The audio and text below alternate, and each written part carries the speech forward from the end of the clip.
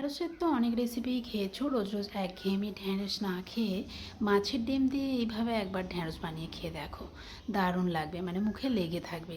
তো চলো আজকে দুটো জমজমাটি রেসিপি তোমাদের সাথে শেয়ার করতে চলেছি। মাছের ডিম দিয়ে ঢ্যাঁড়সের একটা দুর্দান্ত রেসিপি, আর রয়েছে পাবদা মাছের রসা। তো চলো, প্রথমে কিন্তু আমি এদিকে দেখো কিছুটা পরিমাণ মাছের ডিম নুন হলুদ দিয়ে মাখিয়ে নিয়েছি, আর কড়ার মধ্যে সামান্য একটু তেল দিয়ে এবার মাছের ডিমটা কিন্তু আমি ভেজে নেব।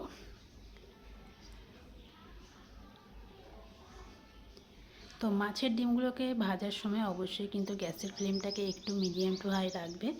একদম হাই ফ্লেমে রাখলে কি হবে, মাছের ডিমের উপর মানে নিচের পোর্শনটা ভাজা হয়ে যাবে কিন্তু ভেতরটা ভাজা হবে না।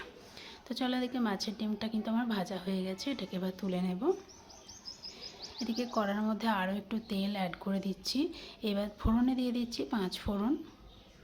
আর দেখো এখানে বেশ কিছুটা ঢেঁড়স আমি কেটে ধুয়ে পরিষ্কার করে রেখেছি। এবার কিন্তু ঢেঁড়সগুলো একটু ভালো করে ভাজা করে নেব।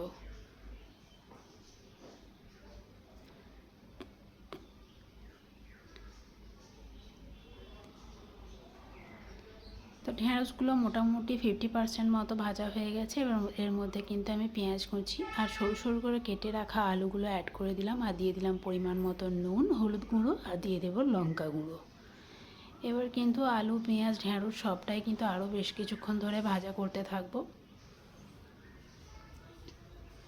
তো এদিকে দেখো আমার কিন্তু সবগুলো উপকরণ মোটামুটি মতো ভাজা হয়ে এসেছে। এবার এর মধ্যে পরিমাণ মতো জল দিয়ে ঢাকা চাপা দিয়ে ঢেঁড়স আলু সব কিন্তু সেদ্ধ করে নেব।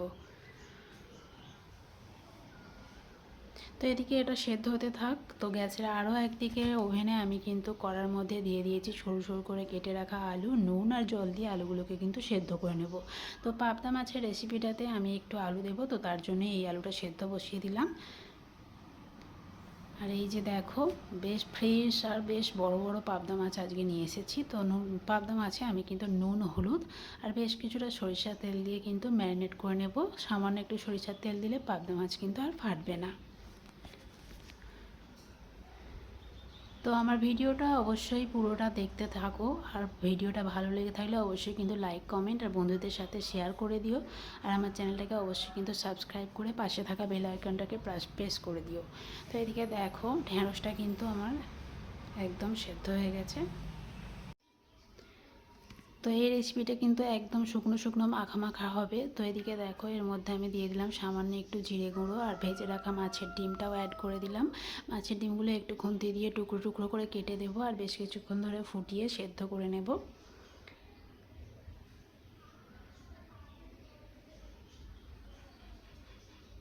এদিকে দেখো ঢ্যাঁড়সটা একদম শুকনো শুকনো হয়ে এসেছে। তো মাছের ডিম দিয়ে ঢ্যাঁড়সের এই দুর্দান্ত রেসিপিটা এত টেস্টি হয় যে, মানে এই রেসিপিটা যেদিন আমাদের হয়, মানে এই রেসিপিটা দিয়েই এক থালা ভাত খাওয়া হয়ে যায়। তো তোমরাও অবশ্যই বাড়িতে ট্রাই করো, আর সত্যি বলছি মুখে লেগে থাকবে।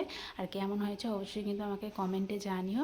তো চলো আরও একটা রেসিপি শুরু করি। তো পুরো ভিডিওটা কিন্তু স্কিপ না করে দেখতে থাকো। তো ঢ্যাঁড়সের রেসিপিটা কেমন হয়েছে দেখো, সত্যি দারুণ লাগে। এদিকে দেখো ঢাকাটা খুলে একটু দেখে নেবো। তো দেখো আলুগুলো কিন্তু সেদ্ধ হয়েই গেছে। তো এদিকে কড়াটাকে আমি ভালো করে পরিষ্কার করে নিয়ে আরও একটু তেল দিয়ে দিলাম, কারণ এবার হবে সেই পাবদা মাছের দুর্দান্ত রসা। তো পাবদা মাছগুলো তার জন্য ভালো করে তেলেতে কিন্তু ভেজে নিতে হবে। তেলটাকে খুব ভালো করে গরম করতে হবে। আর অবশ্যই কিন্তু তোমরা পাবদা মাছ ম্যারিনেট করার সময় একটু সরিষার তেল দিও, তাহলে কিন্তু ফাটবে না, নাহলে কিন্তু পাবদা মাছ খুব ফাটে। তো মাছগুলো দেখো এক পিঠগুলো ভাজা হয়ে গেছে। এবার এটাকে উল্টে দেবো।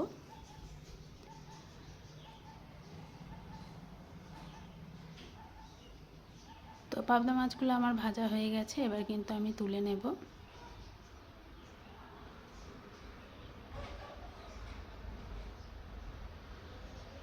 পাবদা মাছ আমার কিন্তু ভীষণ পছন্দের একটা মাছ। তোমরাও কারা কারা পাবদা মাছ পছন্দ করো অবশ্যই কিন্তু আমাকে কমেন্ট করে জানিও। তো এদিকে দেখো এই মাছ ভাজা তেলের মধ্যেই ফোড়নে দিয়ে দিলাম সামান্য একটু 5 ফোড়ন, একটা বড় সাইজের পেঁয়াজ কুচি, আর দিয়ে দিলাম একটু হলুদ গুঁড়ো, আর দিয়ে দিচ্ছি এবার টমেটো আর একটু লঙ্কা গুঁড়ো। এবার কিন্তু পেঁয়াজটাকে বেশ ভালো করে ভাজা করে নিয়েছি। দিয়ে দিচ্ছি আদা আর রসুন বাটা। তো যেহেতু আমি আলুটা সেদ্ধ করার সময় নুন দিয়েছিলাম, তাই জন্য কিন্তু আমি আর নুন অ্যাড করলাম না। তোমরা নুনটাকে কিন্তু টেস্ট করে যদি প্রয়োজন হয় তাহলে দিও। তো এদিকে দেখো সামান্য একটু জিরে গুঁড়োও অ্যাড করে দিলাম, আর মশলা ধোয়া জলটাকে অ্যাড করে দিয়ে মশলাটাকে বেশ ভালো করে কষিয়ে নেব।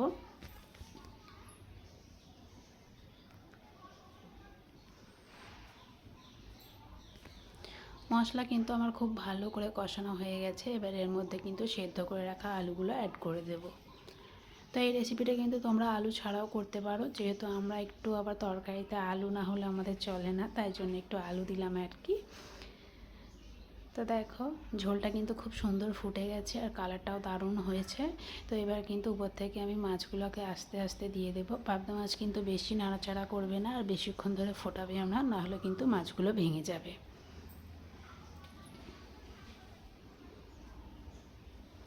তো ঝোল ফুটতে শুরু হয়ে গেছে, উপর থেকে সামান্য একটু কাসুরি মেথি আর গরম মশলা অ্যাড করে দিলাম।